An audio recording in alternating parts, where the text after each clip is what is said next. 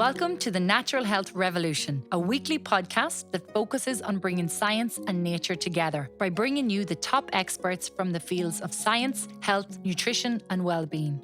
We are Circle of Light, bringing you wholesome, all-natural ingredients to help you on your journey to long-term well-being. Take care of your gut health with our delicious Fibre 89 soluble drinks. Reap the nutritious natural benefits of the unroasted green coffee bean with our unique green coffee range. And restore your body with our all-natural herbal night drink, Triple Z. Choose health the natural way.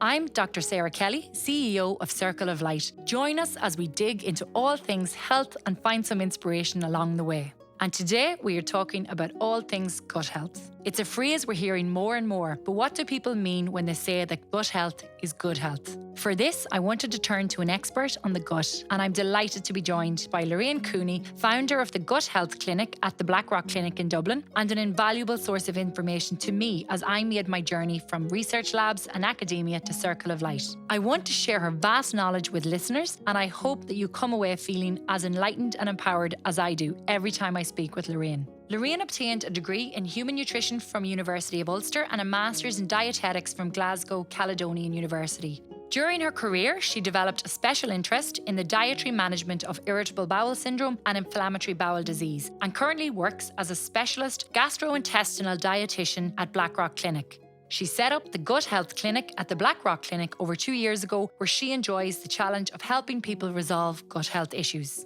Hi Lorraine, thank you for being with us today. You're very welcome. Absolute pleasure. Thank you for having me. So to start, what is our microbiome? So our microbiome refers to the trillions of microbes that reside in our intestines. So the GI tract is your mouth and then your esophagus down to your stomach. Then you've got your small intestine and large intestine. And the majority of these microbes reside in your large intestine. It refers to mostly bacteria, but also viruses and fungi. And for most of time until recent years, most doctors and scientists believed that these bacteria were probably harmful and didn't really have a role to play in health. But that's all been turned on its head. And we now recognise that these have a huge role to play in our overall health. And it's about having a balance of microbes within our intestines that's important. And when it's not balanced, it's called dysbiosis. And a dysbiosis has been linked to over 70 different chronic diseases. So that's just some perspective into how important these little critters are, and that we're just discovering in the last, say, 10 years or so. And they have a multitude of roles to play within the body and in health, and that are obviously always being discovered as well. It's a new science. But the microbiome is an acquired organ. We're not born with it. We gain it over time. And what we're looking for, a sign of like good gut health, is diversity of microbes within one's gut. So the more diversity you have, it's a sign that you have better gut health. You do have some good and some bad, but it's about them living in harmony with each other. So with any ecosystem, it's about them all maybe getting on with each other and within balance. Okay. So if one is flourishing more than the other, maybe that things are out of kilter and something different is happening, which you don't really want that to happen. So how important is the gut for our immune function? Well, it's linked, because people may not know this, but about 70% of your immune system is actually located along the gut lining. People don't know that, and that's part of gut health as well. And your microbes may communicate with your immune system and maybe communicate maybe this as pathogens. It's very complex processes. It's not that you can't boost your immune system, say, for example, by taking a certain vitamin or mineral. That's a fallacy. That doesn't actually exist. But what we can do is we can help support our immune system with different diet and lifestyle factors, such as eating a varied diet with lots of plant-based foods, sleeping well, managing stress.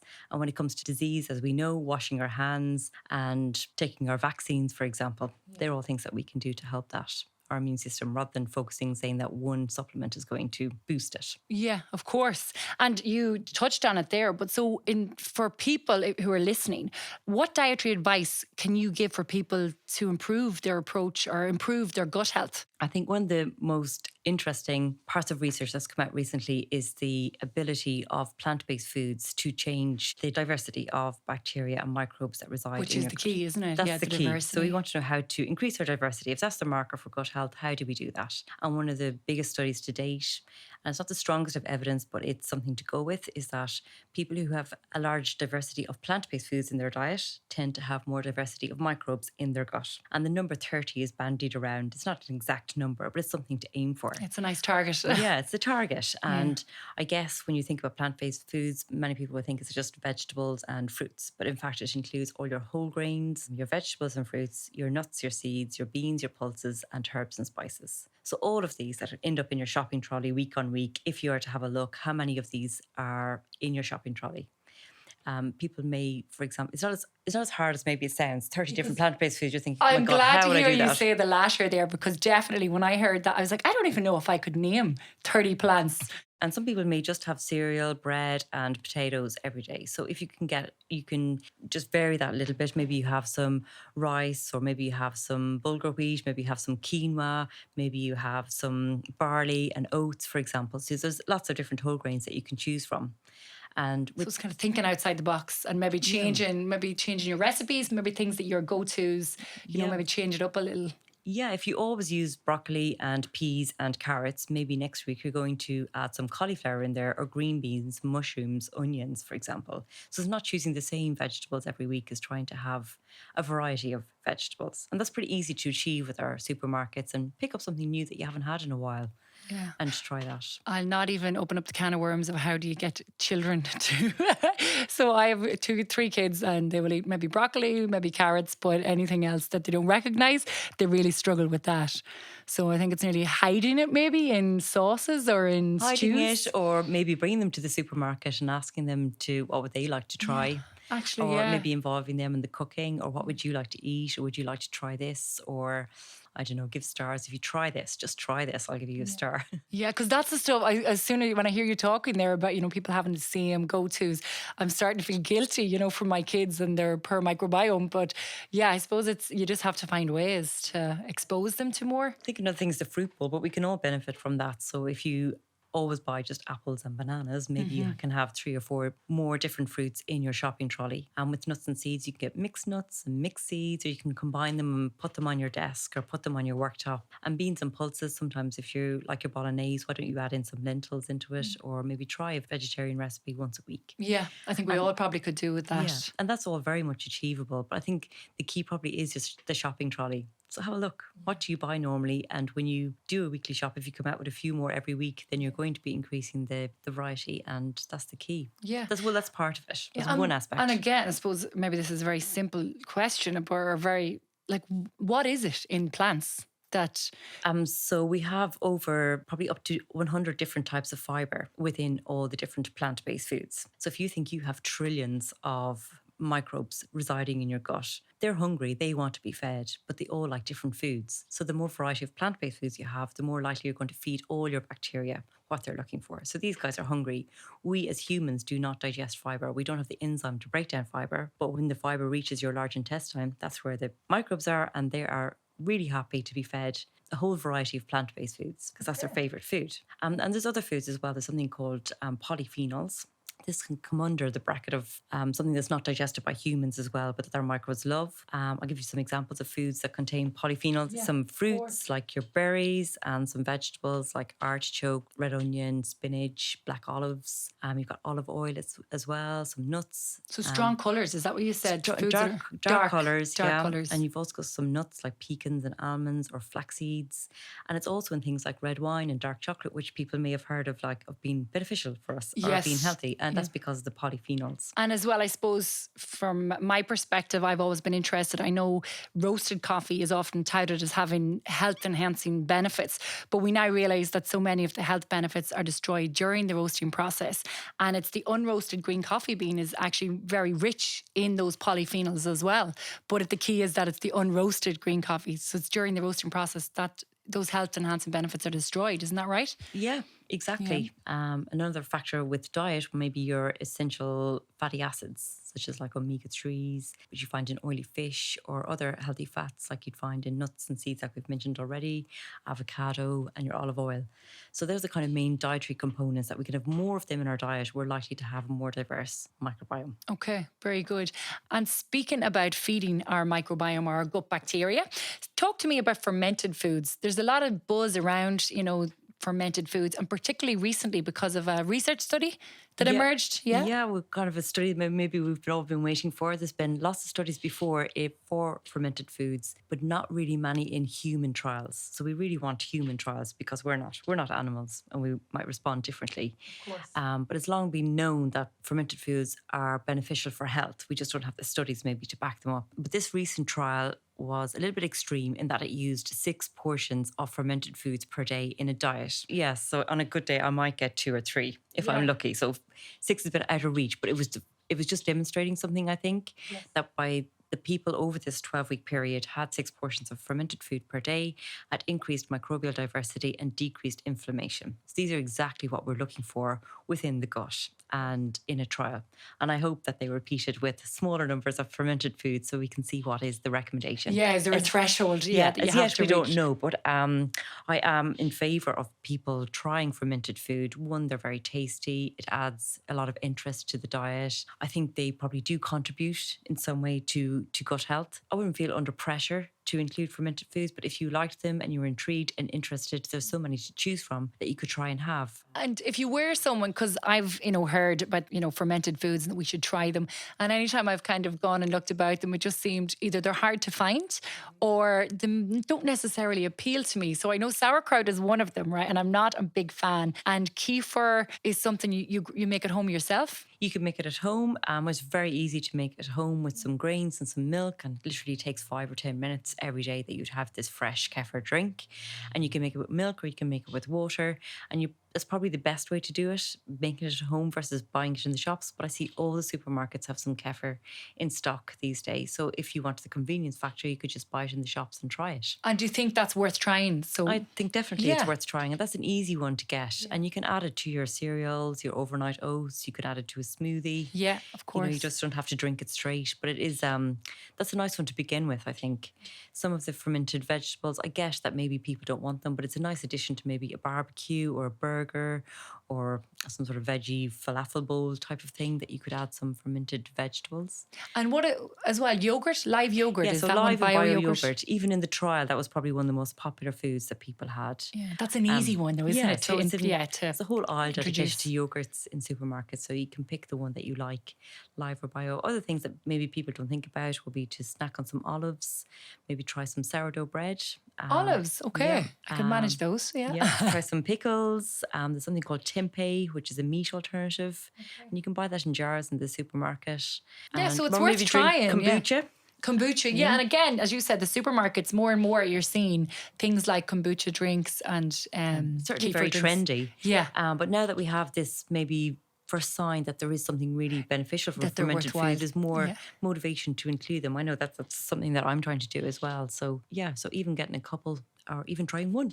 Yeah, of course. Yeah, and it's worth a shot. And it's probably like everything, individuality kind of comes into that. So it might have benefit for some people, it might not for others. Yeah, exactly. We all respond different to all of these foods and to fibres and to polyphenols and probably things like probiotics. We all respond differently because this microbiome is unique to each individual. So mine and yours are not the same.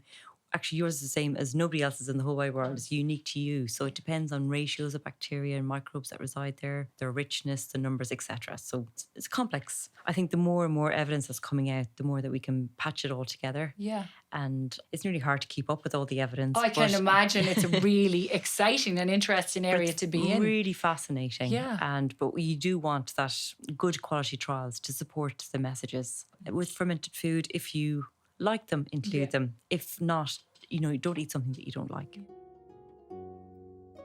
We all want to find ways to get more fibre into our diet. Circle of Light makes it easy with our delicious Fibre 89, a simple and tasty way to increase your daily fibre intake in 1 cup. Give your gut some love with Fibre 89, available at all good supermarkets, pharmacies and health food stores, or find us online at circleoflight.ie.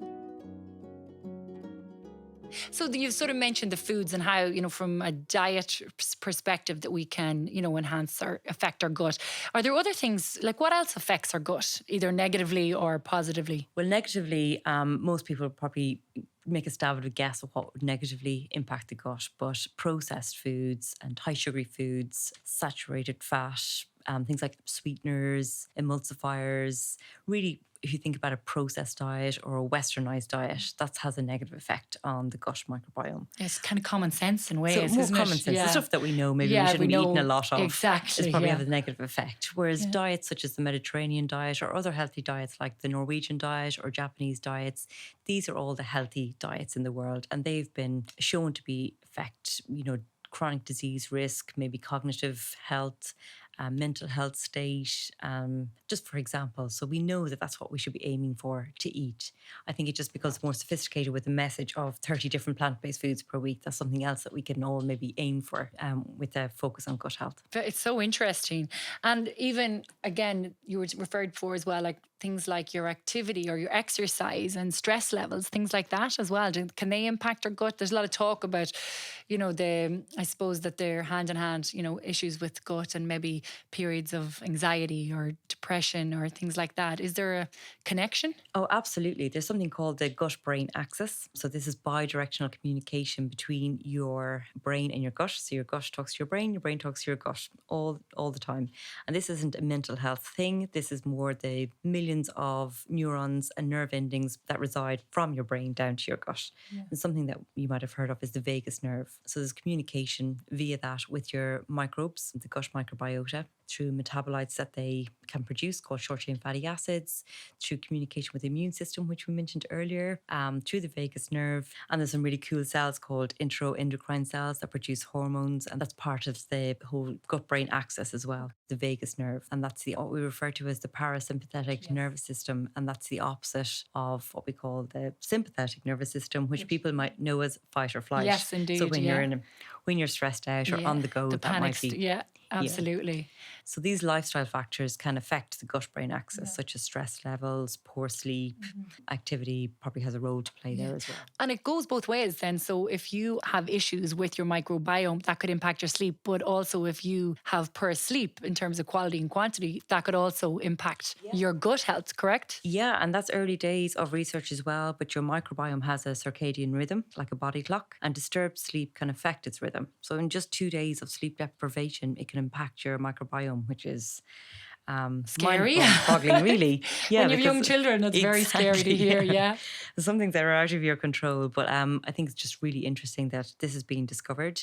So lack of quality sleep or lack of hours of sleep would affect your microbiome, and I think vice versa. If you're poor microbiome diversity, it can affect your sleep. But this is just being discovered. Something else that's really intriguing is that lack of sleep can affect your appetite.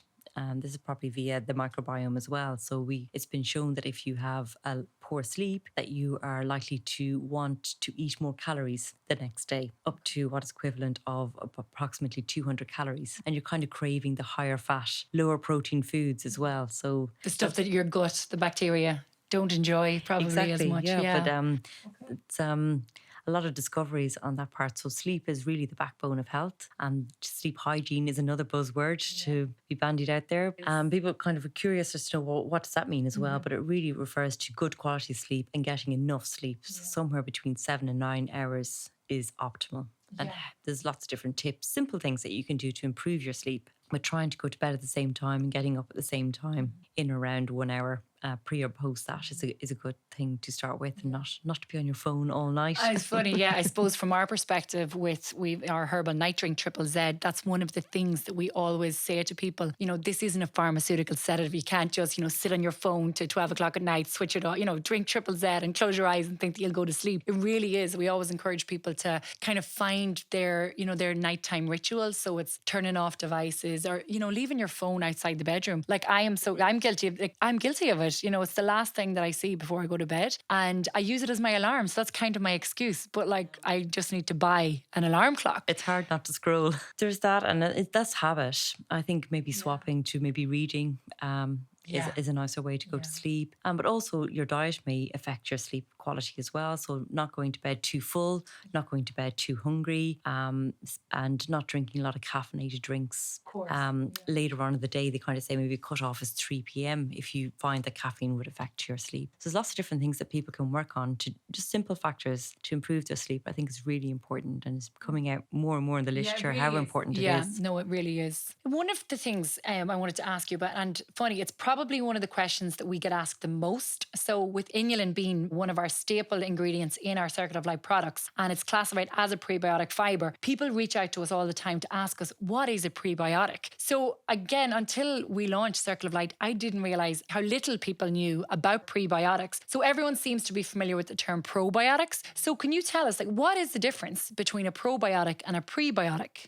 It's very easy to confuse them because they sound so similar. So prebiotic is, it does have a definition in that it's a substrate that's utilised by your microbes that confer a health benefit. So prebiotics kind of have to demonstrate how good they are as food for your bacteria. So the easiest way to think of it is that the PRE, is food for your gut microbes. And these are their favourite foods. And prebiotics are all fibre-containing foods. But just to make it even more confusing, not all fibre foods are prebiotics. So it's only certain fibre foods that come under the definition of prebiotics. Okay. And how are you supposed to know the difference? Or, if you're trying to increase, I suppose, the prebiotics in your diet? I don't even think that you would separate them. Okay. I would still think, like, just looking for a diversity of plant-based foods, you'd probably get some prebiotics in most of them. But really good sources would include your wheat and some rye, some barley. And then it would also include vegetables like onion and garlic and mushrooms and Brussels sprouts, probably sweet potato, for example. And then with your fruits, it'd be apples and pears, stone fruits. Okay. So again, it goes back diversity. Diversity is simple. I wouldn't consciously try to. It just becomes too confusing. Yeah. But if you have a wide variety of plant-based foods, you're going to increase the number of prebiotics in your diet. And that's key. So your microbes will be happy because they're well fed. Yeah, of course. And they get on with doing their jobs. And then probiotics. Probiotics then are live bacteria. So this has a definition as well. So these are live microbes, and when consumed, confer a health benefit on the host. So they have to be scientifically proven to have an effect on the body. So it's something that you consume. Sometimes you get it in food, such as yogurt or your fermented foods. But a lot of these won't have been, say, assessed or quantified as a probiotic. We know they have live bacteria, so that may sound confusing, but those foods, as we demonstrated, are beneficial for our gut health. But you can also get them in formulations such as tablets or liquid form that you would take. And there's lots and lots of probiotics on the market. Yeah, it's quite a confusing space. And even there's a bit of, I suppose, controversy over whether, taking the probiotics, if they make it through the stomach acid and make their way to your gut. Yeah, and some of the brands have demonstrated that they can reach the intestine and confer a health benefit. But again, they should be in a certain quantity, usually in high numbers, and they vary specific strains within a probiotic. But in general terms, there's not enough evidence to say we should take a probiotic if you've got no issue. Okay, so you don't just take it as part of your everyday... No, it's not really backed up. Like, you might just be wasting your money. But if you have a condition, so sometimes when I work in the gut health space or with digestive issues, there's certain probiotics I find work with certain symptoms, and therefore I would recommend them because they've been proven in clinical trials to confer a benefit. It's a little bit of trial and error all the same, but I do think they definitely have a worthy space. And one of the like prebiotics and probiotics, can they be taken at the same time? Yeah, again, I suppose I'd use that, what we just described, that using a probiotic, why are you using it and what are you using it for? So obviously then, if you take a probiotic and a prebiotic separately, then I would say if it's for the right reasons, then that's absolutely fine. Yeah, absolutely. So let's address the whinge or the bloating issue. Some people seem to tolerate prebiotics better than others, and some people, is that just a total individual thing? Is that a sensitivity thing? So some people would find, and we would find again with inulin, and particularly say with fibre 89, we find some people can jump in and no issues, can drink 2 or 3 servings, take 2 or 3 servings a day, where there's other people we nearly need to tell them, no, you need to start with half a serving and build it up. Is that to do with just the high dose of fibre, that they're not used to it, or? Yeah, there's a couple of elements in there that maybe I can pick up on, but I do think if somebody increases their fibre very quickly, you're giving a lot more food to your bacteria, so they're not used to this. And so a consequence of increasing your fibre too quickly is gut symptoms such as bloating or a lot of gas or maybe a little bit of abdominal discomfort. So even advice in my clinic, I would say if you're increasing fibre, to do it slowly. You don't have to go from 0 to 100 overnight. You want to slowly increase the number of plant-based foods in your diet. I should have said that earlier, actually, because it's a really important part of this. It is actually, and it's something that I've heard people who have decided to become vegan, it has sort of been hit them kind of like, Yeah, like a so if train. you go vegan overnight, Yes. yeah, you're likely to suffer. So you've got to go slowly. And then some people would react differently because you've got different sensitive stomachs. So if you've anyway inclined to have symptoms and you take a prebiotic supplement, the idea is that you would start very, very slowly and gradually build up. And sometimes I say just go at snail pace. Yes. So you could take half a teaspoon for 2 weeks and then increase to a teaspoon. And then you allow your gut to adapt to it. Yeah. But basically, the prebiotics are food for your bacteria. So you give them lots of this in large dose, say. Your bacteria are going to be so happy. The big party down in your gut. But you may suffer the hangover, which is more bloating and But it's wind. not harmful, right? Like it's not a bad thing. It's just, it's uncomfortable. It's uncomfortable, but it's actually probably a sign that your bacteria are well fed. Okay. So you're trying to find a balance. So obviously you don't want these symptoms. No. So the sensible advice is what you're saying is just go nice and slowly and titrate up. There's no rush. Yeah. And so, Lorraine, you set up the Gut Health Clinic at the Blackrock Clinic. Is it 2 years ago, 3 years ago? 3 years ago now. Okay. And how has that, again, the last 18 months I know has been crazy for everyone, but how have you managed? So I guess maybe a silver lining of COVID is that I could use virtual consultations like so many other people around the country because a dietetic consultation isn't really a physical exam. So that worked really well. And before that, would you have had people just from the Dublin area? Would you have ever had people from around the country before? I mean, people might travel, but there was no mention of virtual. I always thought it was a great idea. Yeah, of course. But before everyone learned how to use Zoom, there was never going to be a runner. But now, I know, just overnight, everyone, everything moved you on. can have best of both worlds. I'm delighted to see some people coming back face to face, and some people prefer that. But for people who want an hour just in their day virtual, that can work too. So best of both worlds. Yeah, sometimes it's time actually looking after yourself and making those appointments for yourself. It's sometimes finding the time to make the appointment and take the time off work. So when it's just an hour, it's probably easier to facilitate if it is remote. And tell me, what type of patients or what conditions do you work with in the clinic? So for the majority of people, it's those with gut symptoms. So that could be a number of digestive conditions, mostly irritable bowel syndrome or IBS, maybe inflammatory bowel disease such as Crohn's disease or colitis, diverticular disease, chronic constipation, reflux, gastroparesis. That's really the majority. I see anybody else, but really if you've got a gut symptom, we know that dietary interventions and lifestyle interventions can be very effective. Yeah, and I say it's until we launched Circle of Light and I've started talking openly to my friends, my family, to anyone I meet, talking about, constipation, talking about IBS, talking, openly about these things that kind of, I suppose there's a bit of a taboo about talking about that space. 100%. Which you probably it's actually termed the poo taboo. Yeah, poo taboo. I love that. Even to say the word poo, people can feel quite embarrassed or shy and think it's something that you can't publicly speak about, but actually it's really important. So your number twos, or when you poo, can tell you so much about your health. So if anybody's listening and they want to look up a lovely gruesome graphic called the Bristol stool chart, they can get an idea maybe what theirs look like compared to normal. Yeah. So there's 7 different types. That's actually, so it's the Bristol stool chart. Okay, and it's just an image. Just an image, it's on Google. Yeah, I've seen it actually. It is very useful because no one knows what normal is, until it's physically put in front of you. Yeah. And everybody's can change day to day, but I think about a fifth of people would be too embarrassed to talk about this. And that has been my experience. So obviously speaking about constipation and relieving constipation, and again, something that we might mention is going into the pelvic floor space and how damaging constipation can be for the pelvic floor.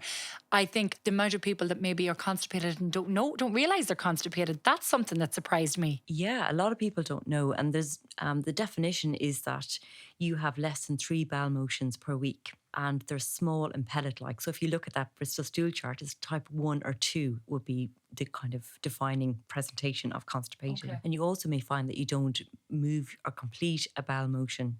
It may be incomplete, so you feel that you haven't passed the stool fully. So those 3 things are indicators that you may be constipated. But a lot of people don't know that they're constipated, or if they do, maybe up to 65% of people just try and treat it themselves with over-the-counter medication and not bring this issue to their medical person or GP. But if somebody is, just maybe put out there as well, that if somebody is suffering with a change in bowel habit over longer than 3 months, they should really speak up and get it checked by their GP, because it could be a number of things going on. And is that something then, is a GP the person to go to as opposed to going to a dietitian for if you are someone who struggles with, say, constipation? Well, I think both, but it's really useful to go to your GP first to get a diagnosis, to understand why this is happening to you. Because with constipation, for example, it could be a number of reasons why you're constipated. It can be due to a disease, most common maybe thyroid or Parkinson's disease, or a number of different things. It could be due to medication that you take, such as opioids or antihistamines, or again, a whole raft of medications. So it's very important to get to the bottom of it if it is long term. Yeah, it could be due to your pelvic floor that you mentioned. It could be due to slow motility. It could be due to IBS. So it's nice to kind of refine what is happening to you as a person and run a number of tests and just make sure that you know why you're suffering. Yeah, so if it's something that can't be resolved with stereotypically, the recommendations would be increase your fibre, increase your fluid. So if that's not improving your symptoms or the condition, then you should, look about getting it. Particularly with constipation, if that's it's not helping, maybe you need extra support with that. Okay. Circle of Light Unroasted Green Coffee. A delicious new taste filled with the goodness of the unroasted green coffee bean, rich in prebiotic fibre for a happy gut. You only get one heart. Show it some love with Circle of Light Unroasted Green Coffee. Available at all good supermarkets, pharmacies and health food stores. Or find us online at circleoflight.ie. And then IBS is something, again, that you're passionate about. I know from, any conversations we've had. So is that something that, is that a condition that you've seen, it's become more prevalent? I don't know if it's become more prevalent, but it affects maybe 10% of the population. So it is a very common condition. And a lot of people over time, over years, will suffer with some sort of gut symptom. And the new evidence that we have is that we've got a lot more effective dietary and lifestyle interventions that can help manage something like irritable bowel syndrome. And this is the fascinating thing, is that irritable bowel syndrome has been redefined over time, and now it's known that it's a dysregulation of your gut-brain axis. So something that's not quite right along that space of complex processes with metabolites, your immune system, neurotransmitters, hormones, etc. Something just isn't firing right, and that would affect your motility and perception of pain. So treatments for IBS obviously include your diet, but also I think supplements and probiotics can play a role, plus also the behavioural side of things. Psychological interventions are really important as well. Okay, so there's a couple of things there. There's, first of all, it can present in different ways. So there's probably 4 types actually. So there's constipation, predominant IBS. So the difference between that and constipation is that you will have abdominal pain. That's sort of like... Okay, because that was my next question. Yeah, what's the difference? Okay, I'm with you. And then you have diarrhea predominant IBS, so that's mostly diarrhea. Or you can have mixed types, so you can alternate between diarrhea and constipation. So there's the kind of 3 main ones that people have. And it's good to know what you have. Again, diagnosis is really important. And again, something you've obviously touched on there, there's obviously more and more research or more investigation going into looking at the connection between, the brain. So obviously around times that people are, highly anxious, or maybe they have a stressful situation in life, that's when their IBS symptoms might be exacerbated? Absolutely. That link is always there. And I will always ask patients who attend my clinic to describe their stress levels, or if they have time off or go on a holiday, do symptoms improve? And that kind of gives an inkling as to how much the stress part may be playing a role. But there's been some really fascinating studies. So head-to-head, say, psychological or behavioural interventions versus diet. So one of the main diets that we would have these days for IBS is a version of what's called the low FODMAP diet, but can be used in different capacities. So do you want to even the FODMAP, just for people maybe who aren't familiar with that? Yeah, you mightn't have heard of it. It's just an acronym for hard to pronounce carbohydrate names. Okay. And it's taking a bunch of short-chain carbohydrates. So these are more fermentable carbohydrates from your diet. And actually, these are prebiotic foods. Yes. So you take them away, what you do, but you give the gut microbes less food. And so therefore, when you take them away, people with IBS tend to have less bloating or gas, or their bowel habits improve. So these foods are triggering for people with IBS. It's very effective when used properly, but it's a process. It has a beginning, a middle, and an end. You have a restriction phase, which is probably up to 4 weeks, and then you go through a challenge phase over another couple of months, and then you have a personalization phase. So it's like a program that you do, the low FODMAP diet. It's not just everyone with IBS should do the low FODMAP diet. Okay, so it's not a lifestyle, it's not a diet that you would have long term. You're not just someone, I can't take FODMAPs. It's something that is short or temporary. Short term, and it should be like all the evidence has been completed in trials with a dietitian given the advice, because it's complex and it can be really difficult to do because you have to avoid so many foods. Mm-hmm. In fact, I would use maybe a a more modified version of the low FODMAP diet these days. But when we talked about our gut bacteria and our microbes, when you go on the low FODMAP diet, you change, or the beneficial bacteria, quantities of the beneficial bacteria reduce. Yes, you've taken away their food. You've taken away their food. Fuel, yeah. So you don't want to stay on something like that long term. Restricted diets are not the way to go, and they're not the way to go for gut health. But it can be very helpful for people to help discover what are their triggers. But when I mentioned the gut-brain axis, I think it's really important to bring in something behavioural alongside that, and that is usually something in line with relaxation, stress reduction. So there's a number of different things that people can try, and usually pick what you would be most suited to. So such as gut-directed hypnotherapy, mindfulness-based meditation, yoga, CBT, which would be delivered with a psychologist. So that's what I was saying, the head-to-head studies. So you've got CBT versus the low FODMAP diet, yoga versus the low FODMAP diet, and both interventions have the same impact on gut symptoms. Both a significant impact on gut symptoms, like 70 to 80% improvement. So that's saying alone you can use a psychological intervention and improve gut symptoms, or you can use a dietary intervention and improve gut symptoms. But also hinder your good gut bacteria with well, you want to find the right balance. Yeah. So for me, in my practice, I would try and combine some of these therapies. And the combination therapies is probably the way to go. So you'd have least restriction, but you also get down to the root of the problem, which is your gut-brain axis. Yeah, and you've co-written a book on FODMAP, and it's called Gut Feeling, is it? Gut Feeling, yeah. So that is just a collection of low FODMAP recipes. So if you're following a restrictive diet, it's really difficult because you have to avoid so many commonly used foods, particularly onion, garlic, wheat, certain vegetables and fruits. So it's just about inspiration that if you're following this plan, that you've got some recipes to go to. Sort of a guide as well. So a guide with swaps that you can make, and definitely stressing that it's a process. There's 3 parts to the low FODMAP diet. That's definitely the key, because I probably became aware of even just the term FODMAP maybe 2 or 3 years ago, and again totally was discussed as remove those from your diet, and it absolutely, there was no mention of the short term thing, there was no mention of the process or the reintroduction or personalisation. So I suppose that's a key takeaway, isn't it? Yeah. It's not a diet for life. And in fact, there's a paper published today. So you've got a beneficial bacteria called bifidobacteria. And this is something that's significantly reduced on the low FODMAP diet.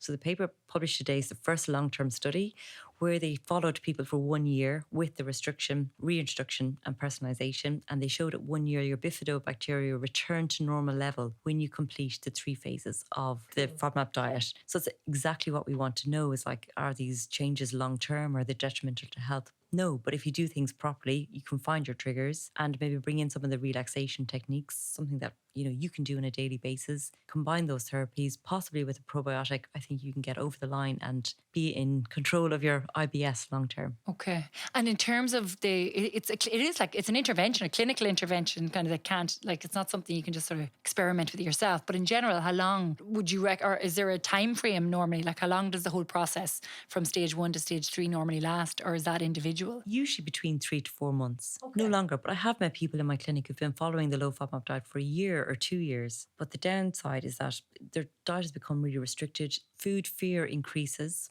You become maybe too obsessed about foods, and every food is triggering. But on the flip side, symptoms have not improved. Okay. So if you're following a restrictive diet for longer than 3 months and your symptoms are not improving, it's not working. It's not the food side of things that's the problem. It's more likely to do with the gut-brain axis. That's really good advice. Really good advice. And I'm sure there's going to be people will have, loads of questions. And I suppose if there are, enough queries, we might actually host a Q&A with you, Lorraine, maybe on our Instagram. So on circleoflight.ie. So if that's something you'd be happy to do. Yeah. And again, if people are interested in, like, there's so much, honestly, you're an absolute fount of information. So I could talk to you all day about this, but I'm sure there's people maybe that there's certain things that you've mentioned have a particular interest, for themselves. Maybe they have symptoms, maybe they have certain concerns. So if people are interested in reaching out to you, so how can they make contact, or how can they find you? So you can self-refer to my clinic. I'm on Instagram.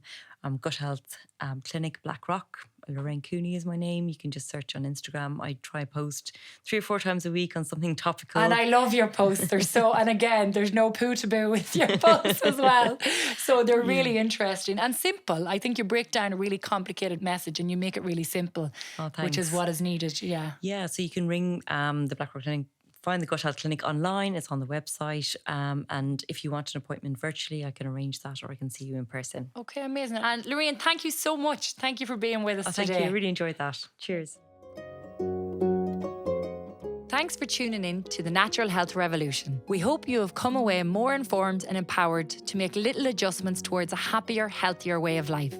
We are dedicated to spreading the message of natural health, and we hope that if you enjoyed this episode, you will join us again for more experts and insights from the fields of health, nutrition, and well-being. We would love to hear from you, so if you have any questions or want to know more about us, you can find us online at circleoflight.ie and on all social media platforms.